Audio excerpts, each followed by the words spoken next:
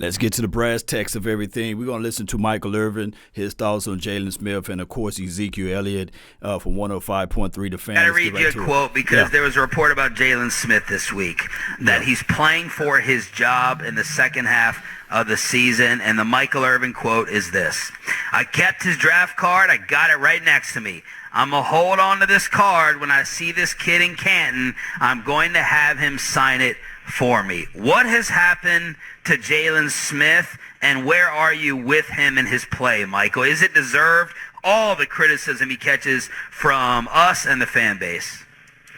Yeah, but yes, when you're not playing well, and certainly I don't know anybody we can point to on that defense that really played well. I heard you guys a couple weeks ago, whenever you were arguing or trying to decide who can you give credit to, who will you give an MVP or all that, whatever, to on this team, and it was as hard as I don't know what to find. So there's been no one.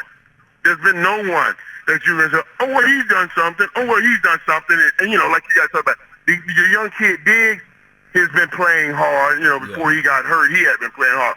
But this is where it is. And I still believe that Jalen has what it takes to be one of the great ones. And I love the story. I love the stories, and I thought, that'll be a great story when he comes back and make it. He'll carry that hunger, and I still think there's a possibility of it happening. But when you're playing linebacker, it's not just about your play. Your job is to roam and make tackles. But also, like Ray Lewis would tell me all the time, man, I need them big hogs to keep them other big hogs off me so I can roam and make tackles. And it's just been bad all the way around. No doubt, the playmaker done spoken. He spoke his truth right here. But here's the thing right quick. And shout out to A. Shout out to him, though, And shout out to the way that he executed the language of saying that, you need your big boys up there to roam. And when you think of Ray Lewis, yes, you think of Haloti Nada, Saragusa, Sam Adams, and all of those boys, what have you. But here's the situation. We love the story. Everybody loves the story. Everybody loves the story. Nevertheless, the reality of it is that, hey, the brother is getting paid his coins before he can really earn his mark in the league, what have you. So that's what I believe that a lot of people are looking at Jalen Smith. And now here's the situation. I said this the other day on my show. I was telling people that really you can't threaten to take the man money. He's already got the guaranteed money. You can't take what is already guaranteed. That's the reality of it. But let's listen to more of what he had to say. But he's speaking the truth. He's speaking the truth. We ask about Jalen. Where are you with him? Now, on the other side of the ball, where are you with Zeke? Has he lost it? Or is it the O-line that's bad? Where are you with Zeke? Yeah, I know. You guys are a little ahead of me on this. I am not in any world that talks about getting rid of Ezekiel Elliott. I'm not in any world that talks about that. Because let's talk through this. Talk through it. I've learned over the years that there's some kind of, last night Carlos Hyde. Carlos Hyde was running with that offensive line that Seattle's been had. But Seattle wasn't running well without Carlos Hyde because they got the offensive line, but Carlos, now he comes in 80 yards, but he gave them some stability, 79 yards to be exact, but he gave them some stability for the rest of that game, because he was solid, he was running hard, he threw you back into the Marshawn Lynch mode of the Seattle Seahawks, and now you add Russ Cook into that, you have something special. We are not coming off our two tackles. We are not. It's not like we're revamping an offensive line. So we know that Zeke works with that offensive line we had with those tackles and those guys. Zach Martin. We know Zeke worked with that. It was working with that very well. Let's get that back because you're not moving off Tyron. You're not moving off Leo. You got money invested in those guys. They got years up on contract. So let's keep this rolling right there. I'm nowhere near talking about coming off Zeke. I hear everybody talking about it. I'm not in that category whatsoever. Michael Irvin, he's telling the truth, and this is the reality of it. Yes, the way we can look at these guys as relates to running the rock, as it relates to like the offensive line. Can you really blame it on Ezekiel Elliott? Can you really blame it on the offensive front five? We would never know. Flat out, we would never know. Now, I do know there's a bevy of excuses because we can see when Tony Pollard get out there. That's what I wish 105.3 The Fan, RJ, and I think this is Sean, would have said, hey, what do you think about Tony Pollard? Maybe we would have got his points of views on that. Now, this is the situation. Maybe we can look at the 2020 season and say, it's just a mulligan.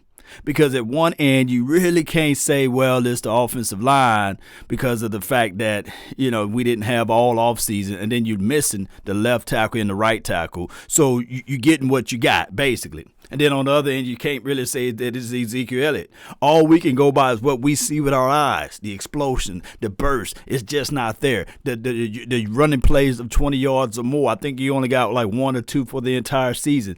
Didn't have a 100-yard rushing. Not saying that you got to have a 100-yard rushing, but it's something about being an impact. Now, we do know that Ezekiel Elliott is the 6th offensive lineman. He's a hell of a blocker. And you can look at my last film assessment when Gilbert Garrett was throwing the ball. You can see that he saved that man's life by stepping in, making sure that he blocked or what have you. And, of course, even when Danucci was out there, he was sitting in the gaps, blocking and these sorts of things. So that tolls on you too. And being able to run. Sometimes you play off your offensive linemen, depending on when they block, when they release. Are you gauging, knowing them and knowing their setup and things like that? We just gonna call it a mulligan. Now, the only way everybody would take this and throw it out the window, unless you have the same front five and you give Tony Pollard the full game, the full complete game, to run it without Ezekiel. And if Tony Pollard put up 100 yards, 120 yards, 130 yards, then we could sit back and review this and say, you know what, Dallas? Tony Pollard is putting up 100 yards against it with this same front five. But Ezekiel Elliott not going to allow that to happen, right? He's not going to sit there and say, I'm going to sit on the sidelines, right? Even if he have a bum hamstring, I can still go, coach. I can still go. That's what Ezekiel Elliott mindset will be. And trust me, I promise you, everybody who plays sports and they know for sure that somebody else is a little bit quicker, faster, and better than them in a little bit, all of a sudden things are feeling good about you out there on the field. Oh, I can go this round, coach. I can play today, coach. Hey, I thought you, no, my back is okay right now. Oh, I thought your knee. No, my knee is good. I got some fluids and stuff all. Now I'd have worked out my synovial fluids already. I'd have hit the balm. Y'all remember that balm? I done put the balm on my knees and my legs. I'm okay, coach. I'm ready to go. Give us your assessment, man. I mean, everyone here loves CeeDee Lamb. You, he wanted your number. What about this kid Jefferson on the other side Sunday for Minnesota? What are you seeing in his game as we kind of relive that first round where the Cowboys took CeeDee? But, man, the Vikings may have the Rookie of the Year. Yeah, Jefferson's looking great, man. And you know what? And I'm going to be honest with you, coming out, I thought, the Cowboys, Jefferson was more of a slot guy. Right. Than an outside, than playing outside. He played a lot in the slot at LSU. And I was wondering, why is that? And obviously it's not because he couldn't play outside, because now I see he is playing outside. Everywhere. But that's why I thought CeeDee Lamb was a better pick, because Randall Cobb was leaving.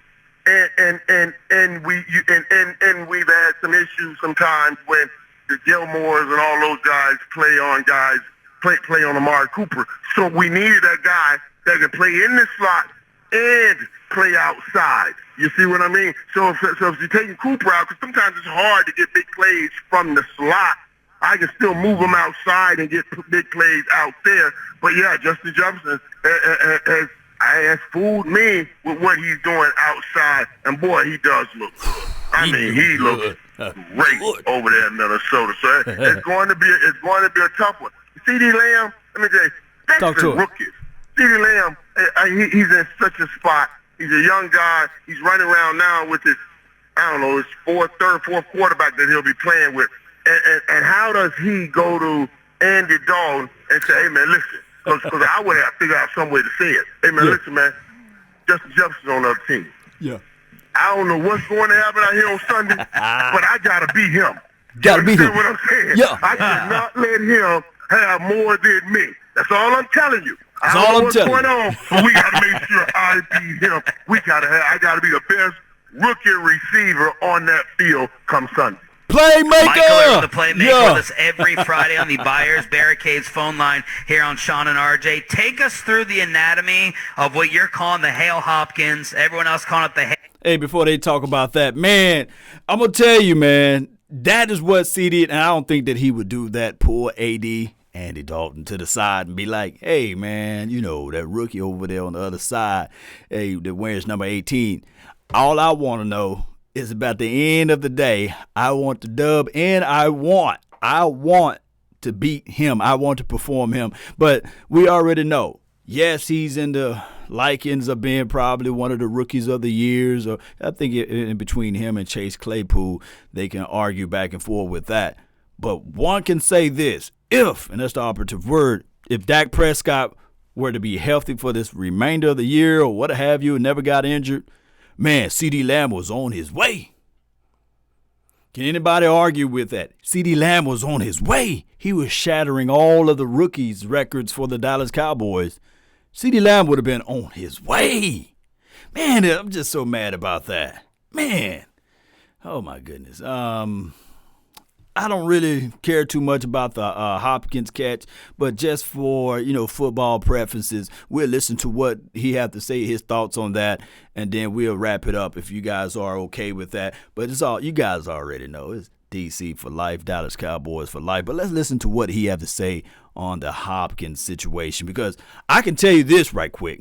They should never let this brother leave the state of Texas, right? The Texans are crazy. The Texans are so doggone crazy for letting this guy go. And there goes to show you that, sometimes the general manager and the head coaching can be silly. And I'm glad that we don't have that problem here, right? We don't have that problem. We don't have that problem here. El Murray, did you have any similar plays to that? Do you think to yourself, man, could I have made that play? How improbable is it? Just take us through the crazy play, the play of the year. Play of the year. And it was the play of the year. And here's why we are seeing these new guys come in the league, guys. These Cliff Kingsbury, the Sean McVay, the design that they are putting on traditional football is incredibly beautiful to watch. Incredibly beautiful. They did a 3-by-1 on that set. I mean, they had three receivers on one side and D-Hop on the other side by himself. The traditional Hail Mary, you put three receivers on one side. The middle guy is the point guy. The inside guy is the front guy. The outside guy is the back guy. The middle guy, the point guy, runs down. He sets up 5 yards in the end zone. And then the inside guy, the front guy, he goes down. He sets up 1 yard right on the goal line. He sets up around the goal line. The outside guy goes down and sets up and back right at the back of the end zone. So the point guy goes up. If he catch it, he gets it. If somebody grabs his arm, his job is to tip it forward or tip it back to one of the other guys. They didn't do any of that. They still lined up 3 on one side and 1 on the other, 3-by-1. But then they dragged Larry Fitzgerald all the way across at about 20 yards because they had 11 seconds. They were going to zip the ball in, let him get out of bounds so they can have a closer play. But then he saw Hop and Hop threw his hand up, and he just let it go. It was an incredible play. I do call it the Hail Hopkins. Because plenty of people could have thrown it. Maybe not gotten away from that defender that Murray got away from, but plenty of people could have thrown it. Not many, if any, could have caught it. Quite like Hopkins. And that's why I called it Hopkins. It was an incredible play by Hopkins, and it was exactly what made you say, why the hell was... Right. Why did you fuck that kid? So all the people in Houston, they had to deal with that pain all over again. But what a hell of a play that was, man. And the only play I caught a touchdown. I think it was against the Jets. saw it in the highlight somebody showed just when I had an appearance yesterday. But nothing like that. It wasn't a helmet. It wasn't last play in the game to win the game. You know, you went up over a guy and caught a pass. But no, I've never done anything like that. That's the end of Michael Irvin conversation there. But, man, the Houston Texans are looking at it like, man, the one that got away. Kind of remind me of there's a picture that's floating around, the guy that took Beyonce to the prom, you know. I bet you he was like, yeah, I took Beyonce to the prom. I dated her, you know. And they got pictures of everything. And he was sitting there like, man, that's the one that got away. That's crazy, huh, Cowboy Nation? Shout out to Young Jeezy and Gucci Mane. Man, did y'all see that last night? Oh, it was good, man. Battle back and forth took me all the way back to my earliest college days. Ooh. But hey, shout out to Georgia and shout out to the city of Atlanta. They the ones that won because they kind of put the olive branch out there between the two and ended it with So Icy. So shout out to those two guys, man, for putting the olive branch out there and representing for their city. But low key, when Jeezy put that I put on for my city, I said, oh, I shoot, he won, you know. Or when he said, I'm the realest, you know. Oh, my goodness, man. He had some good – it was a good show altogether. But back to football, I would tell you guys that, man, I agree with Michael Irvin on the Ezekiel Elliott. My thing is with Michael Irvin on the Jalen Smith. How can I put this? The only way we can put it on Jalen Smith is I believe that he probably would need to change positions or be a specialist, be a guy that, you know, just chase after the quarterback. Just be one of those guys. Out in coverage, I don't think that thing will become better. Let me repeat, out in coverage, I don't think that thing will become better. And I'm talking about his leg. Unless, you know, they got some groundbreaking technology to put some stuff together over there. But I just don't think that that's the situation. I just don't think. Now, I know some people will say, hey, man, you're hating on him. No, I'm just calling a spade, right? It's like I got facial hair. I can't sit here and say I don't, right? That's just being the truth, and that's being the reality of it. Now, if you guys want that fake stuff, if you guys want people to just be pumping up players just because they like them or what have you, go to that page. Talk to that person, you know? But if you want to come for the real, if you want to speak to the real truth of the matter, and I'm not saying that I'm a better football player than anybody out there. I'm just an analyst, a bootleg one at that, right? I'm just playing with y'all. But nevertheless, they need to look at it like this. Maybe you put them at the specialist position. You draft another linebacker, you groom that said linebacker, or you elevate a linebacker that's already on this team, and you will see better play. Now, with Ezekiel Elliott, you can say Mulligan, and you can say, okay, well, when we get La'el Collins back, when we get a Tyron Smith back, because those are the only two that's technically missing. The guys on the edge, because you can't say that Zach Martin is trash, and you just can't sit here saying Tyler Biadasz is having a hell of a year, a good year, and say that he's trash. And you can't give, I think there was a poll out there that Connor Williams having the best year of his year right now, of his life basically. And you can't say that those, by missing your left and your right tackle, that your running back can't get 100 yards, right? Right? All right, so that's the situation. That is the reality of it. When you look at it all in a nutshell, remember when I say this, you can miss one or two offensive linemen and your whole offensive lineman is considered trash, right? You can be missing one or two defensive fronts, and you can say, well, you know, it's the individual. But no. The only way we can just put this thing on place hold is when we look at this situation and we say, all right.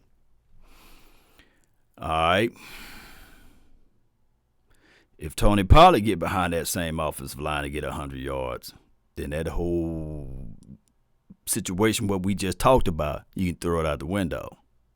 You can. All right, Cowboy Nation, let me know of your thoughts. Post me your concerns down below. That's all the time that I have for this beautiful moment. Don't forget to hit that like button, share this content, let that friend, neighbor, foe know where to go when they want to tune in to Cowboy Sports Talk and beyond. And remember, you're listening to nothing but the best. Let's go, Playmaker. Let's go, Michael Irvin. And shout out to 105.3 The Fan. We out. Peace.